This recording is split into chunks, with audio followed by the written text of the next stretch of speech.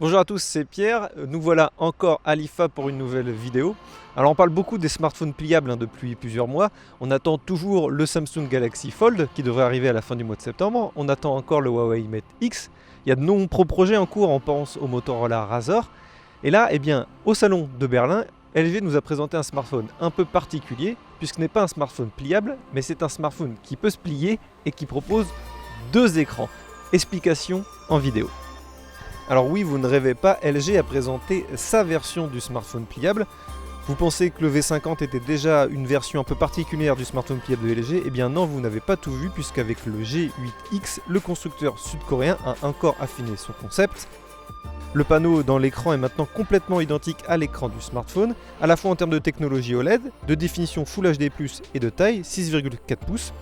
Alors c'est une conception curieuse, même l'encoche en forme de goutte d'eau est présente sur les deux écrans, bien qu'il n'y ait pas de caméra frontale sur le deuxième écran.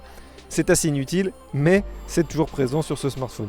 Avec le deuxième écran, vous pouvez faire beaucoup de choses. Certaines fonctionnalités sont pratiques, d'autres non.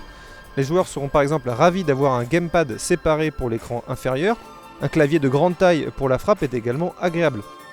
Il n'est pas amusant d'étendre le navigateur ou d'autres applications sur les deux écrans. La charnière est trop large pour vraiment profiter de l'expérience.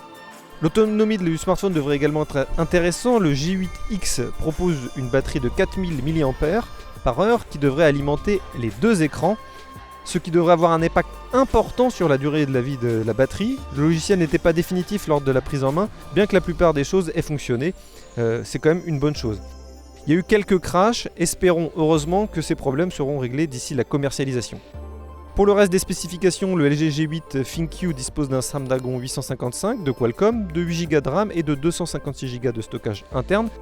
Les deux caméras à l'arrière qui ne sortent pas du boîtier ont des résolutions de 12 et 13 mégapixels.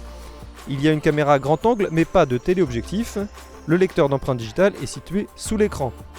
Le LG G8 ThinQ pèse à lui seul 192 grammes et avec l'étui, il pèse un peu moins de 300 grammes. C'est donc un smartphone imposant. Lors de l'IFA 2019, LG montrera le smartphone au public pour la première fois, mais ne fournira aucune information sur la date de lancement ou le prix. Nous devrons donc attendre de voir si et quand le LG G8 ThinQ sera présenté en France. Alors comme vous avez pu le voir dans cette vidéo, ce smartphone pliable de LG est un peu particulier. Ce n'est pas un smartphone pliable comme le Samsung Galaxy Fold, mais dans l'usage, c'est assez étonnant et c'est plutôt pratique à utiliser puisqu'on a vraiment deux grands écrans sur lesquels on peut compter. J'ai hâte de l'avoir en test complet pour me faire une idée de l'appareil. Ça permet de donner au moins une idée potentielle du futur des smartphones pliables, mais ce n'est pas encore la vraie nouveauté que j'attends sur le marché de la téléphonie mobile en 2019. Dites-moi dans les commentaires ce que vous pensez de ce smartphone et n'oubliez pas, comme à chaque fois, de liker cette vidéo. Allez, tchuss!